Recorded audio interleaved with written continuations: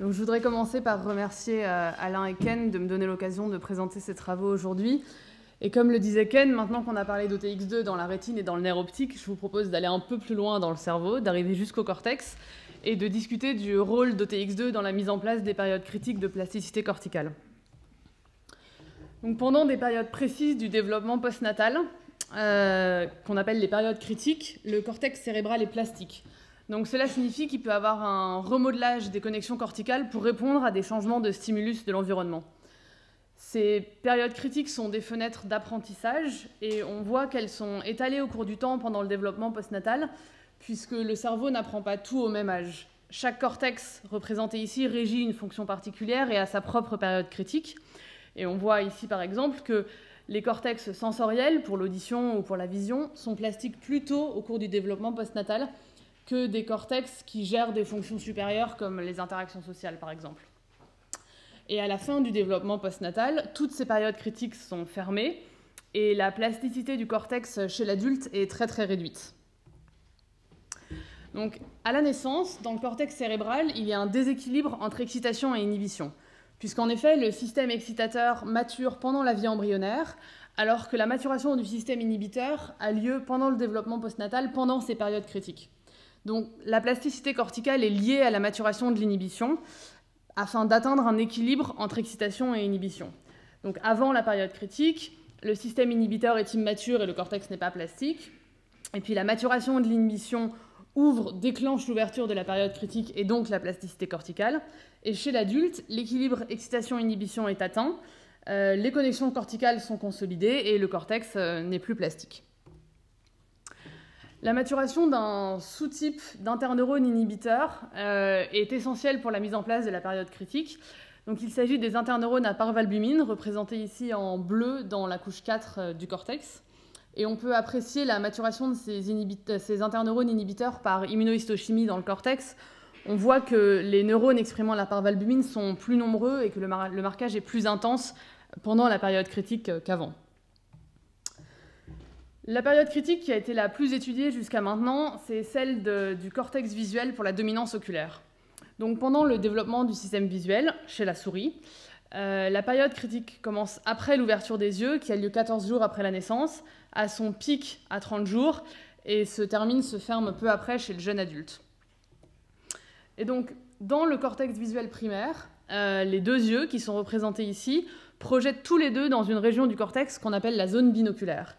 Et chez la souris, il y a une dominance naturelle des afférences correspondant à l'œil contralatéral, qui sont ici en vert, sur celle de l'œil ipsilatéral. Et donc si on ferme cet œil contralatéral pendant la période critique, par une occlusion monoculaire d'une dizaine de jours, il va y avoir un réarrangement des connexions, et les afférences qui correspondent à l'œil qui s'est resté ouvert vont prendre la place de celles de l'œil fermé dans la zone binoculaire. Il y a donc un changement de dominance oculaire, ce qui entraîne une baisse d'acuité visuelle pour l'œil contralatéral une fois réouvert. Donc ces manipulations chez la souris sont un modèle pour l'amblyopie, qui est une maladie neurodéveloppementale chez l'homme, qui correspond à une faible acuité visuelle d'un œil, et pour laquelle il n'y a pas de traitement chez l'adulte. En effet, si on ferme un œil après la période critique, chez l'adulte, le cortex n'est plus plastique, il n'y a pas de remodelage des connexions et pas de modification de l'acuité visuelle. Le laboratoire a montré que OTX2 était un signal extracortical pour la mise en place de la période critique du cortex visuel. Donc extracortical parce que l'ARN messager d'OTX2 n'est pas synthétisé dans le cortex. On voit ici en vert que le locus est silencieux, alors qu'en rouge, la protéine est présente. Ce qui signifie que cette protéine a dû être transférée d'une source extracorticale jusqu'au cortex visuel. Et une fois arrivé dans le cortex visuel, OTX2 est spécifiquement internalisé par ces interneurones à parvalbumine. Et l'arrivée d'OTX2 dans ces interneurones pendant la période critique régule leur maturation.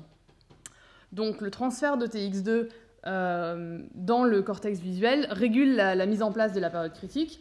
Si on infuse dans le cortex visuel la protéine OTX2 avant la période critique naturelle, on accélère l'ouverture et la fermeture de la période critique. Alors que si on bloque l'arrivée d'OTX2, par exemple en infusant dans le cortex visuel un anticorps anti-OTX2, on va retarder l'ouverture de cette période critique. Donc, pendant le développement postnatal, dans le système visuel, après un flux sensoriel, donc ici l'ouverture des yeux, OTX2 est transféré et s'accumule dans les interneurones inhibiteurs à parvalbumine. Un premier seuil d'OTX2 va déclencher la maturation de ces interneurones, ouvrir la période critique et donc la plasticité corticale. OTX2 continue à s'accumuler jusqu'à un second seuil pour lequel l'inhibition est mature, l'équilibre excitation-inhibition est atteint et la période critique se ferme.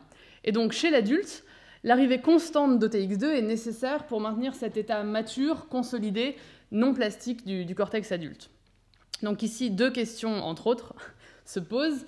Quelle est la source extracorticale d'OTX2 et qu'est-ce qui est responsable de l'accumulation préférentielle d'OTX2 dans les cellules à parvalbumine? Et comment, en jouant sur ces deux points, on peut essayer de bloquer le transfert d'OTX2 chez l'adulte afin de réouvrir des fenêtres de plasticité dans le cortex adulte. Donc les plexus choroïdes sont l'un des sites majeurs de production d'OTX2 dans le cortex. Donc le plexus choroïde, c'est une structure épandymère qui est localisée dans les ventricules latéraux, 4e ventricule et 3e ventricule du cerveau. C'est la structure qui produit le liquide céphalorachidien.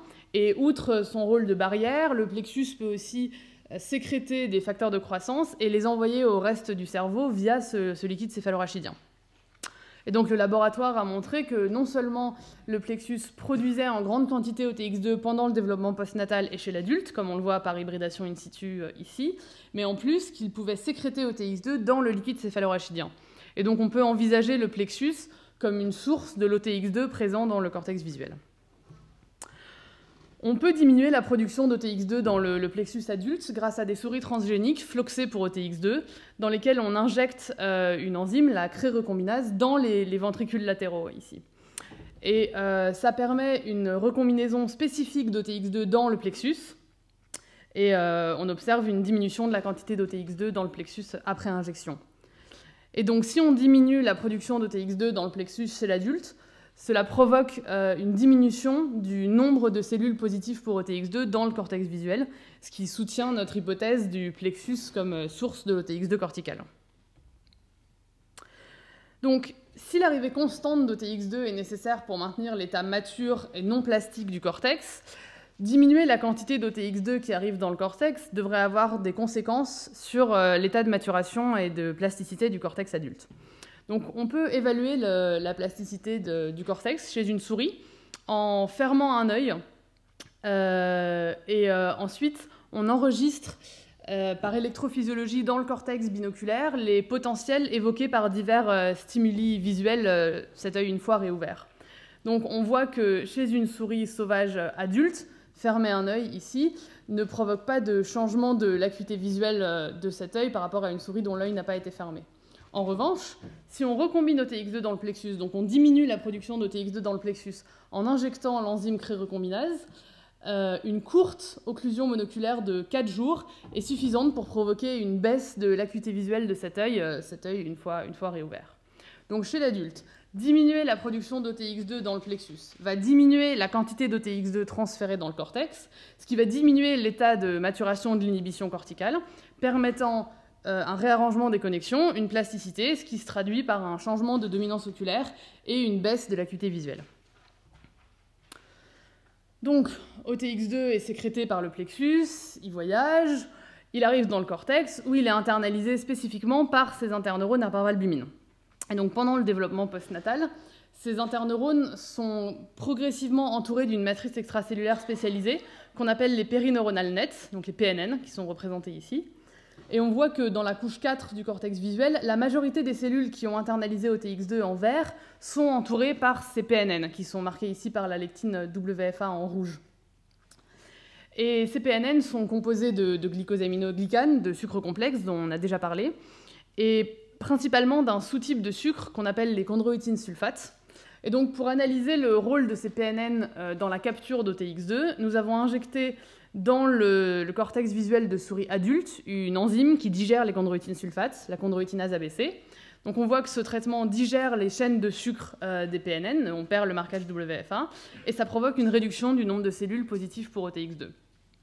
Donc associé à d'autres expériences, ça suggère que la capture d'OTX2 par les cellules à parvalbumine implique une liaison de la protéine aux chondroïtine sulfates présents dans les PNN. Et comme Ken vous l'a présenté tout à l'heure, on a identifié dans la séquence d'OTX2 un domaine consensus de liaison au sucre complexe. Donc, nous nous sommes servis de cette interaction entre OTX2 et les sucres complexes pour développer des outils pour bloquer le transfert d'OTX2 chez l'adulte afin d'ouvrir des fenêtres de plasticité. Donc, on peut soit entrer en compétition avec les PNN en infusant dans le cortex un chondroïtine sulfate synthétique qui se lie à OTX2, représenté ici, soit entrer en compétition avec la protéine, en injectant un peptide qui correspond au domaine de liaison au sucre complexe, qui est le peptide RK présenté ici. Donc jusqu'à maintenant, je vous ai montré que activer la plasticité corticale chez l'adulte permettait de diminuer l'acuité visuelle, ce qui est loin d'avoir un intérêt thérapeutique, je vous l'accorde. Donc on a également fait l'inverse, c'est-à-dire activer la plasticité corticale chez l'adulte pour augmenter l'acuité visuelle d'une souris amblyope. Donc on a rendu une souris amblyope en fermant un œil pendant 14 jours, pendant la période critique, et cela provoque une diminution définitive de son acuité visuelle autour de 0,3.